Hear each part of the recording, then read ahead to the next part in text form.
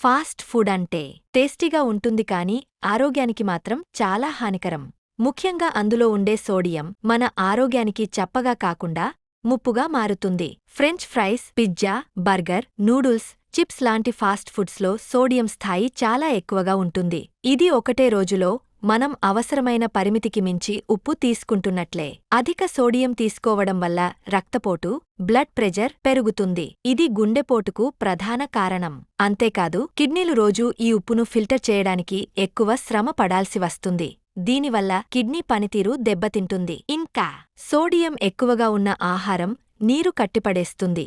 ఫలితంగా శరీరంలో ఉబ్బసం, కాళ్ల నొప్పులు, నీరసం కనిపించవచ్చు. ఓ సగటు మనిషికి రోజుకు 2300 మిల్లీగ్రాముల కంటే ఎక్కువ సోడియం అవసరం ఉండదు. కానీ ఒక్క బర్గర్లోనే 1000 మిల్లీగ్రాములకు పైగా సోడియం ఉండొచ్చు. ఇక నుంచైనా ఫాస్ట్ ఫుడ్ తినేటప్పుడు మనం ఒకసారి ఆలోచించాలి. టేస్ట్ కోసం ఆరోగ్యాన్ని తాకట్టు పెట్టాలా? అలాగే కాదు కదా. కాబట్టి హెల్తీ ఆప్షన్స్ వైపు మళ్ళండి. ఉప్పు తక్కువగా ఉన్న ఇంటి ఆహారమే నిజమైన శక్తికరం.